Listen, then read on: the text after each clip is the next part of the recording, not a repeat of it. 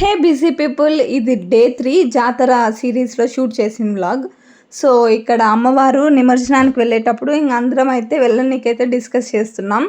అమ్మవారు వెళ్ళేటప్పుడు అందరూ టెంకాయలు కొట్టి అలా అయితే అమ్మవారిని సాగనంపుతారు. సో ఇక్కడ మేము కూడా అందరం కలిసి టెంకాయలు అయితే కొడుతున్నాం.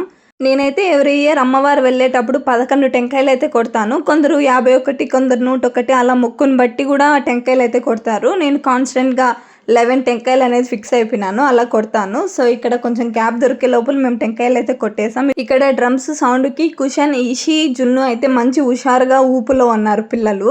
వాళ్ళ కోసమే మేమైతే భిన్న వచ్చాం. డ్రమ్స్ అవి చూస్తారు కదా అనేసి అమ్మవారు వచ్చే కన్నా ముందైతే వచ్చి నిలబడుకున్నాం, ప్లేస్ కూడా దొరుకుతుంది కదా అని. ఫైనల్లీ అమ్మవారు అయితే వచ్చేసింది. సో ఇక్కడ పిల్లల్ని అయితే అమ్మవారికి తాకిస్తున్నారు. నార్మల్గా జాతర రోజు అలా తాకిస్తారు.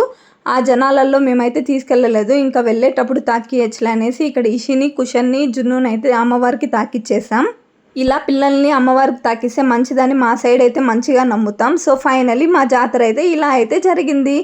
నాతో పాటు మీ అందరికి కూడా అమ్మవారి బ్లెస్సింగ్స్ ఉండాలని మనస్ఫూర్తిగా కోరుకుంటున్నాను. నెక్స్ట్ ఇయర్ ఖచ్చితంగా అమ్మవారిని మళ్ళీ అందరం దర్శించుకోవాలని కోరుకుంటున్నాను. అలాగే ఈ జాతర సిరీస్ మీకు మంచిగానే నచ్చింది అనుకుంటాను. సో నచ్చితే వెంటనే please do like, share and subscribe. Bye guys, meet you next mini vlog.